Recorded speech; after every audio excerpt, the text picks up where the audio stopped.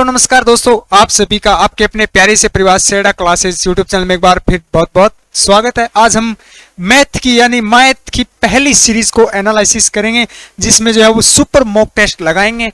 आप वीडियो के अंत में अपने कितने क्वेश्चन जो है वो सोल्व किए और कितने क्वेश्चन जिसमें से राइट किए, कितने रॉन्ग, वो कमेंट अवश्य करें। तो आज की मैथ स्पेशल मैथ की जो है हमारी पहली सीरीज है। साथ साथ जीके की सीरीज चलती रहेगी, साथ साथ मॉडल टेस्ट चलते रहेंगे और साथ साथ अन्य महत्वपूर्ण क्वेश्चनों की भी क्या है लॉन्ग क्लास से हमारी चलती रहेगी। तो चलिए आज के सेक्शन का पहला क्वेश्चन है 20,000 का 10% का 1/10 का 1/10 का 0.02% कितना होगा। का मतलब क्या होता है? गुणा होता है। का या के का दोनों का मतलब क्या होता है? गुणा होता है।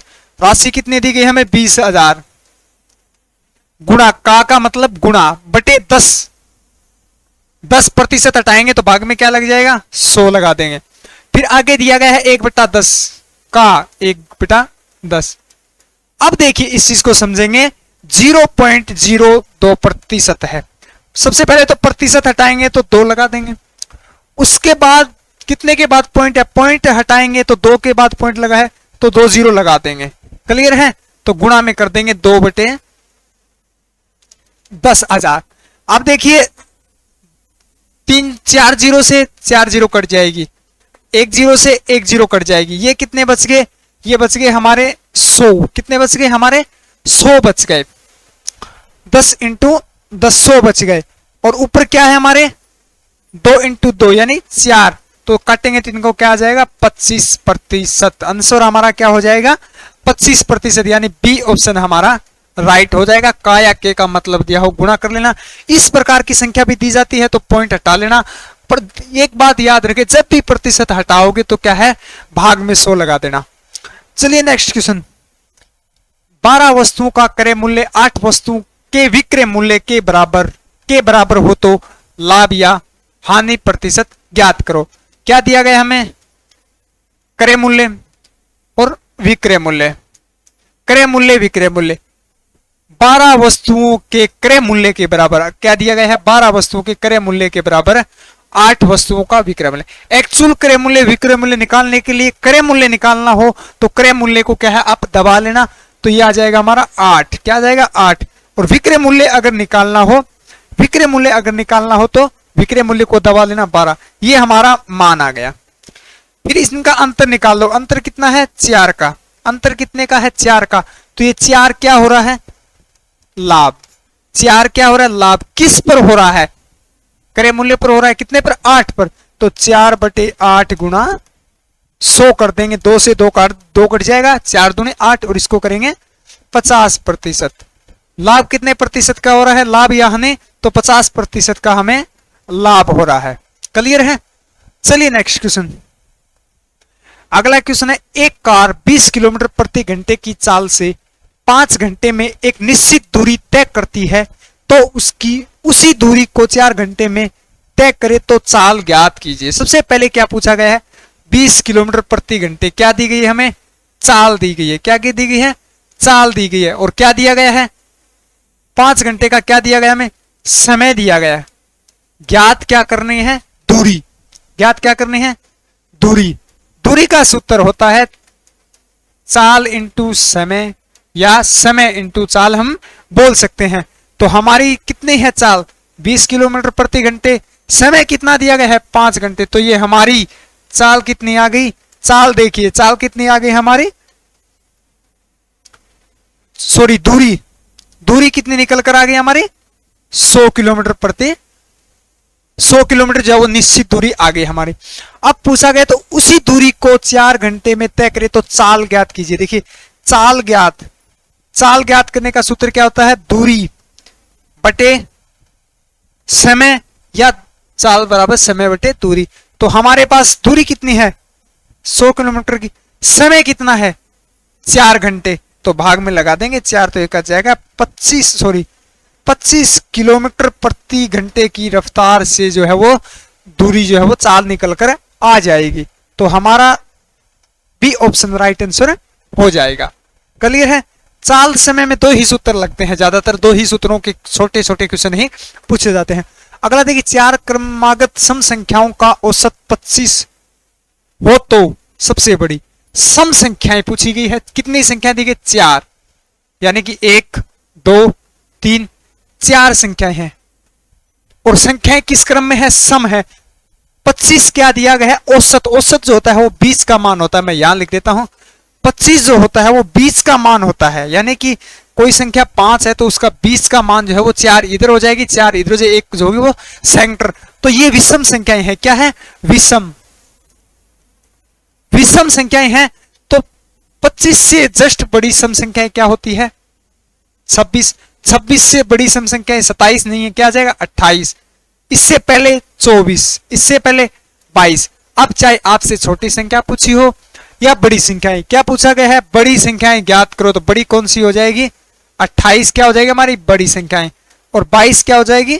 छोटी संख्याएं। कुछ भी मान दिया हो, क्रमागत दिया हो, ये अच्छे से पढ़ लेना। विषम पूछा गया है, सम दिया गया है। फिर ये देख लेना औसत किस संख्या में दिया। सम संख्या पूछेगा तो औसत विषम में मिलेगा, विषम पूछेगा तो औसत जो है वो सम संख्या में दिया होगा। ये आपको ध्यान रखना है। अगला क्वेश्चन देखिए, राम तथा श्याम की आयु का अनुपात 3:4 है। 5 वर्ष बाद, सॉरी 5 नहीं है, 6 वर्ष है। 6 वर्ष बाद इनकी आयु का अनुपात 5:3 होगा तो राम की आयु ज्ञात करो। तो देखिए मैं यहां लिख रहा हूं राम, और एक क्या दिया गया है? श्याम। राम और श्याम की आयु का अनुपात कितना है? 3:4। 3:4, सॉरी 4, 1 मिनट 3 अनुपात क्या दिया गया है? हमें 4 दिया गया है। फिर पूछा गया 6 वर्ष बाद इनकी आयु का अनुपात कितना हो जाता है? 5:6 हो जाता है। 5:6 हो जाता है। समय कितना दिया गया है? 6 वर्ष बाद। तो 6 इस प्रकार से सबसे पहले आप क्वेश्चन को क्या है लिख लेना। अनुपात दिया गया है, वर्ष क्या दिया गया है? 6 वर्ष बाद। तो इसको इससे गुणा कर देना। अब समझेंगे क्वेश्चन को, बज्जर गुणा कर देना। 3 को किससे कर देते हैं? 6 से। तो ये आ जाएगा हमारा 6 18। फिर 5 को 4 से कर देंगे तो ये आ जाएगा हमारा 20, माइनस कर देना। तो ये आ गया हमारा 2, अंतर आ गया हमारा कितने का? 2 का। 5 को 6 से कर देना और 6 को इससे कर देना। इस प्रकार से बज्जर गुणा। तो 5 6 30 माइनस 6 36। तो कितना आ गया अंतर? 6 का। तो 2 बराबर 6 है तो 1 बराबर निकालेंगे तो इसको काटेंगे। 1 बराबर क्या आ जाएगा? 1 बराबर 3 की वैल्यू 1 अनुपात के बराबर हमारी क्या है? 1 वैल्यू निकल कर आ गई। तो 3 दिया गया है, 1 का मान क्या होता है? 3। तो 3 से गुणा करेंगे तो राम की कितनी आ गई? 9 वर्ष गुणा 3। श्याम की कितनी आ गई? 12 वर्ष। अंतर भी पूछा जाता है। अब आपसे कुछ भी पूछा जाए, अंतर पूछा जाए तो कितना हो जाएगा? 3। राम की आयु पूछी जाए तो कितनी हो जाएगी? 9 वर्ष। और श्याम की पूछी गई तो कितनी है? 12 वर्ष। किसी की भी पूछा जाए, अंतर पूछा जाए या राम की आयु, तो इस प्रकार से आप निकाल लेना, बज्जर गुणा कर लेना, इनका अनुपात लिख लेना। फिर समय कितना दिया गया है? 6 वर्ष। फिर इनको बज्जर गुणा कर देना और बज्जर गुणा करने के बाद जो है इनका अंतर निकाल लेना। दोनों बज्जर गुणा का जो है वो अंतर निकाल लेना। पहले का 2 का अंतर, फिर कितने का था? 6 का। तो 1 बराबर कितना है? 2, 6/2, यानी 1 बराबर 3 मान निकल कर आ जाएगा। अगला क्वेश्चन देखिए, 3 + 4 गुणा 2। देखिए ऐसे नहीं होगा। 4 + 7 और 7 दूनी 14, ऐसा नहीं होगा। आपको हर क्लास में बताते हैं मॉडल टेस्ट में, सबसे पहले गुणा 16 होता है। क्या होता है? गुणा 16 होता है। तो 4 गुणा 2 यानी 8। फिर प्लस कितना दिया गया है? फिर प्लस या माइनस दिया हो कर सकते हैं। पहले क्या होगा? इंटू को 16 होंगे तो ये हमारा 11 आ जाएगा। तो ए ऑप्शन हमारा राइट आंसर हो जाएगा। चलिए अगला क्वेश्चन, एक शहर की जनसंख्या 10% वार्षिक दर से बढ़ रही है, उसकी वर्तमान जनसंख्या, क्वेश्चन में बदलाव किया गया है, ध्यान से पढ़े। वर्तमान जनसंख्या 8000 हो तो 2 वर्ष पूर्व बाद की जनसंख्या ज्ञात करनी है। वर्तमान दी गई 2 समय वाले पहले 2 साल पहले की कितनी जनसंख्या थी? तो ध्यान रखें कितनी है? 8000। वर्तमान कितने हैं? 8000। उसी कंडीशन से होगा लेकिन 10% ऐड नहीं होगा, 100 में माइनस होगा। क्या होगा? 100 में माइनस होगा। तो 90 × 90/100 × 100 हमारा हो जाएगा। 2 0 से 2 0 काट देंगे। फिर क्या बच गया देखिए, फिर 2 जीरो से 2 जीरो काट देंगे, फिर हमारे पास वैल्यू क्या बच गई, हमारे पास वैल्यू बच गई 80 गुणा 81। 80 गुणा क्या है 81, तो इसको गुणा कर देते हैं, 0 से 0 8 एकम 8, 8 8 64, यानी 2 साल 2 वर्ष पूर्व या पहले उस शहर की जनसंख्या कितनी थी, 6480 व्यक्ति इसकी क्या थी, जनसंख्या थी। क्लियर है। अगला क्वेश्चन देखिए, यदि 2x प्लस 20 बराबर 34 है तो x का मान ज्ञात करो। क्या दिया गया है, 2x प्लस 20 बराबर 34, तो 2x यहां लिख देता हूं। फिर देखिए इसको इधर लेके आएंगे तो ये माइनस हो जाएगा, तो इधर लेके आएंगे तो ये हो जाएगा हमारा 34, 34 माइनस क्या हो जाएगा हमारा 34 माइनस 20, तो 2x बराबर हमारा क्या आ जाएगा, माइनस करेंगे तो ये हमारा आ जाएगा 14, x बराबर क्या आ जाएगा 14/2 यानी 7। x का मान कितना आ जाएगा 7 निकल कर हमारा आ जाएगा, तो सी ऑप्शन हमारा राइट आंसर हो जाएगा। चलिए नेक्स्ट क्वेश्चन, 81 117 का मैस है यानी महत्व समापत्ति ज्ञात करो। तो सबसे पहले महत्व समापत्ति में आप सबको बताया था कि सबसे पहले आप अंतर काउंट कर लेना।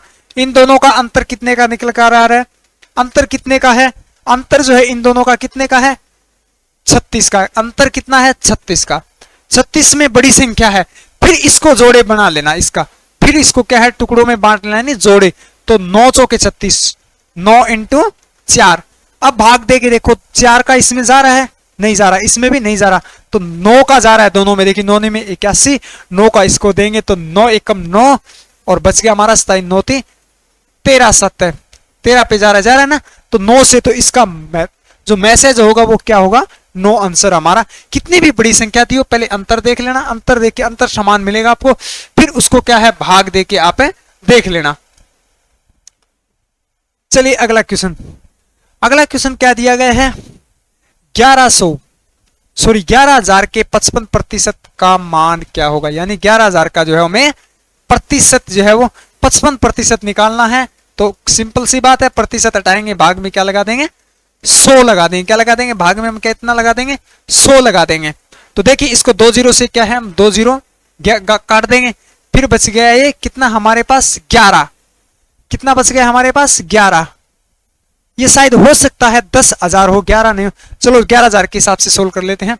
तो ये हमारा आ जाएगा 55 इंटू 11, जीरो कितनी बची हुई है 1 बची हुई है, तो 5 लिख देंगे, 5 लिख देंगे, फिर 5 लिख देंगे, फिर 5 लिख देंगे, ये हमारा आ जाएगा 5 10 और 6 और 0, 6 60 50 जो है वो क्या है इसका मान निकल कर हमारे सामने आ जाएगा। अगर हो सकता है मिस्टेक हो सकता है, मैंने तो इस प्रकार से बोला था कि ऑप्शन को देखकर हो सकता है यहाँ 10 और टाइप पर ने 11 कर दिया हो, तो 10 की 11,000 जो है वो इसका 55% कितना होता है 6,050, तो यानी हमारा सी ऑप्शन है राइट आंसर हो जाएगा। अगला क्वेश्चन देखिए, यदि a बराबर 180 तथा b बराबर 270 है तो b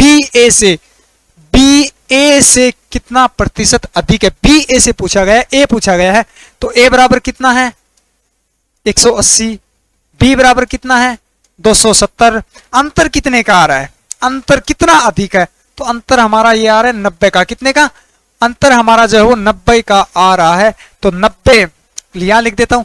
पूछा क्या है बी ए से, बी जो है ना ये संख्या इससे कितनी अधिक है ये पूछा गया है, तो बटे में क्या लगा देंगे 180 गुणा 100, 9 पे ये 2 बार कट जाएगा, ये 2 से काटेंगे तो 50%, यानी कि बी जो है ए से, बी ए से 50% है अधिक है, तो सी ऑप्शन हमारा राइट आंसर हो जाएगा। अगला क्वेश्चन देखिए, 100 के 40% के 140% का मान क्या होगा। जस्ट हमने क्वेश्चन इस प्रकार से क्वेश्चन सोल्व किया था, क्या दिया गया है 100 के का या का मतलब क्या होता है गुणा 40, प्रतिशत हटाएंगे भाग में क्या लगा देंगे 100, फिर इंटू, फिर क्या दिया गया 140%, तो 140 प्रतिशत हटाने के लिए क्या लगा देंगे भाग में 100, 100 से 100 काट लेंगे, 1 0 से 1 0, 1 0 से 1 0, तो 14 हमारा क्या आ गया वैल्यू क्या निकलेगी 4 इंटू 14, तो 14 चौकी कितना होता है हमारा 56, 56 क्या है हमारा प्रतिशत आ जाएगा। 100 के 40 के 140 का मान क्या होता है 56% होता है। सी ऑप्शन हमारा राइट आंसर हो जाएगा। इसी प्रकार से ही क्वेश्चन जो है वो पूछे जाते हैं, छोटे छोटे क्वेश्चन पूछे जाते हैं। लैंग्वेज बड़ी होती है लेकिन आंसर काफी आसान और छोटा होता है। किसी संख्या को 66 से भाग देने पर, यानी कि कोई संख्या है उसको 66 से भाग देने पर शेषफल जो है वो 30 आता है, तो उसी संख्या को 7 से भाग देने पर जो है वो शेषफल क्या होगा। शेषफल जो है वो क्या होगा। तो देखिए इस संख्या की कोई वैल्यू नहीं है, 66 से भाग देने पर 30 फल। ये सवाल यहां से शुरू होता है। इस सवाल का पहले से जो है कोई मतलब है नहीं है, ये सवाल यहीं से जो है वो स्टार्ट होता है। तो 66 से भाग देने पर जो है वो क्या है 30%। 66 से भाग देने पर क्या है 30 आता है, तो उसी संख्या को यानी 30 को हमें क्या है 7 से भाग देना है। 7 चौके 28, शेषफल क्या आ गया हमारा 2 आ गया, तो 2 हमारा क्या हो जाएगा राइट आंसर हो जाएगा। चलिए अगला क्वेश्चन, कितने 1/6 मिलकर 2, देखिए ये क्या दिया गया है 2 सही 2/3 दिया गया है। इसको पहले एक्चुअल मान में बदल लेते हैं, तो इसको करेंगे तो क्या आ जाएगा, इसको गुणा करते हैं और इसको क्या करते हैं फिर प्लस करते हैं, तो 22 3 क्या हो गया 66, 66 2 आ गया 68/3। फिर ये क्या दिया गया है मिलाकर कितने 1/6, तो देखिए मिलाकर पूछा गया है तो ये हमारा बटे में आ जाएगा। बटे में ऊपर आती है बड़ी संख्या, नीचे क्या आती है छोटा मान आता है 1/6। फिर गुणा कैसे होंगे आप सबको पता है, ये यहां पे चला जाएगा और ये जो है वो क्या है यहां पर चला जाएगा। ये क्या है यहां पर चला जाएगा, तो ये हमारा वैल्यू आ जाएगी 68 गुणा 6/3 गुणा 1। इसको सोल्व कर लेते हैं, इसको काटेंगे ये हमारा 2 आ जाएगा। 68 दूनी कितना होता है 8 दूनी 16, 6 दूनी 12 और 1 13, यानी 136 आ जाएगा। कितना आंसर आ जाएगा हमारा 136 ऑप्शन हमारा राइट आंसर हो जाएगा। अगला क्वेश्चन देखिए, 50 से 140 के बीच कितनी संख्याएं 7 से भाज्य हैं या विभाजित है। 7 से कितनी भाज्य या विभाजित है, तो सबसे पहले हम 1 से 140 तक क्या है सोल्व कर लेते हैं। 7 का क्या है हम भाग लगा देंगे, 7 का भाग लगाएं तो कुल जो संख्या है हमारी कितनी आ गई 140। 1 से लेकर 140 के मध्य जो है वो कितनी संख्याएं हैं भाज्य जो है वो कितने हैं 20 संख्याएं जो है। फिर कितने से पूछा गया 50 से, ये माइनस कर देंगे, 50 से भाग देंगे तो 7 7 क्या होता है 49, यानी 50 के मध्य 7 संख्याएं हैं। पूछा क्या गया 50 से 140, तो 7 संख्याएं क्या है हमें इससे माइनस कर देंगे, तो यानी 150 से लेकर 140 के मध्य 13 संख्याएं 7 से क्या है विभाजित यानी भाज्य संख्याएं हैं, तो सी ऑप्शन हमारा राइट आंसर हो जाएगा। अगला क्वेश्चन देखिए, 76 के धनात्मक गुणनखंड कितने हैं। धनात्मक गुणनखंड क्या होते हैं, वो होते हैं यानी कि 76 जो है कितनी संख्याओं से यह भाज्य है भाग जा सकता है। तो देखिए हम लिख लेते हैं 76, इसको 2 से देंगे 76 तो 38 आ जाएगा, फिर 2 से देंगे तो ये 19 आ जाएगा, फिर ये 19 से देंगे तो 1 आ जाएगा। फिर देखिए इस क्वेश्चन को कैसे सोल्व करते हैं, आंसर क्या आ गया हमारे 2 की घात 2, 2 की घात 2 गुणा में 19 1, 2 की घात क्या है 1 आ गया। गुणनखंड जो है वो धनात्मक गुणनखंड ज्ञात करने हो तो घात में प्लस हो जाएगा, तो इसमें प्लस कर देंगे 1 और 1 इसमें प्लस कर देंगे, तो ये हो गया कितना 3, कितनी होगी 3 गुणा ये क्या हो गया 2, तो धनात्मक यानी 6 ऐसी संख्याएं हैं जो क्या है 76 से विभाजित है, तो धनात्मक गुणनखंड क्या हो जाएगा हमारा सी ऑप्शन हमारा राइट हो जाएगा। इस प्रकार से जोड़े बना लेना, फिर घात में 1 प्लस कर देना, घात में क्या है 1 प्लस कर देना और फिर उन दोनों को गुणा कर देना, उसका क्या है धनात्मक गुणनखंड निकल कर आ जाए। ये भी उसी क्वेश्चन है, सेम वही क्वेश्चन है, लेकिन इसमें ऑलरेडी पहले से घातें दी हुई है। a बराबर 2 की घात 4 पर गुणा 3 हो तो a का धनात्मक गुणनखंड ज्ञात कीजिए।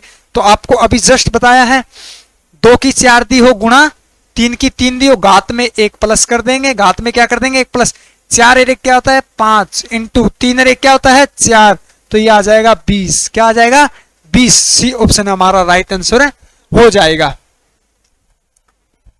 चलिए अगला क्वेश्चन है 141 41 का इकाई अंक क्या होगा। एक जो संख्या होती है उसकी जो है वो कितनी जो है वो घातें हों उसका इकाई अंक हमेशा क्या होता है, एक ही होता है। एक की घात जो है वो कितनी भी हो, उसका इकाई अंक क्या होता है, एक ही होता है। तो याद रखें, कई बार पूछा जाता है 121 दे के 21 या 151 दे के जो है वो 31, इस प्रकार से क्वेश्चन पूछा जाता है, इकाई अंक पूछा जाता है। तो एक ही होता है, एक का जो है वो घात जो होती है वो इकाई अंक एक ही होती है।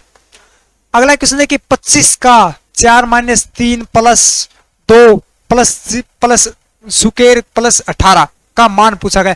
तो सबसे पहले सोल्व करते चलेंगे। 25 का मतलब क्या होता है, गुणा, फिर क्या दिया गया है 4, माइनस क्या दिया गया है 30, फिर क्या दिया गया प्लस, फिर क्या दिया गया 2 की घात कितनी 3 + 18। हमने कहा था सबसे पहले क्या सोल्व होता है, सबसे पहले जो है वो क्या सोल्व होता है, सबसे पहले हमारा जो है वो अंडर रूट सोल्व होता है। तो अंडर रूट में क्या दिया है 2 की घात 3 कितना होता है, यानी कि 2 × 2 × 2, 2 दूनी 4, 4 दूनी 8, 8 और 18 कितने हो गए 26, कितने हो गए 26 हो गए, कितने हो गए। एक बार फिर देखिए 2 3 घात दी गई है, 2 दूनी 4, 4 दूनी 8, 8 और 18 कितने हो गए 26, 26 + 30 - 4 × 25। अब करते हैं इसको सोल्व, कब करते किसको करते हैं, इसको सोल्व करते हैं। तो ये आ जाएगा 100, ये कितना आ जाएगा हमारा 100, 100 - 30 + 26। अब चाहे प्लस सोल्व कर लो पहले, चाहे माइनस सोल्व कर लो। तो इसको सोल्व करते हैं, तो ये हमारा कितना आ गया, ये हमारा कितना आ गया, ये आ गया 70, 70 + 26 कितना आ जाएगा 96 आ जाएगा, कितना आ जाएगा हमारा 96 आ जाएगा। क्लियर है। तो हमारा 96 ऑप्शन ही हो सकता है, 94 की जगह 96 लिखा हो, तो सी ऑप्शन हमारा राइट आंसर हो जाएगा। एक बार फिर देखेंगे 2 की घात क्या दी गई है 3 दी गई है। तो 2 की घात 3 क्या होती है, यानी 3 बार, 2 दूनी 4, 4 दूनी 8, 8 और 18 दिया गया है, 8 और 18 कितने होते हैं 26 होते हैं। तो 26 प्लस इसको गुणा करेंगे तो 100 आ जाएंगे। तो 100 प्लस माइनस, या पहले कोई भी सोल्व कर लो, प्लस 100 माइनस में दोनों कॉमन होते हैं, बराबर होते हैं। तो ये बराबर हमारा आ जाएगा 96।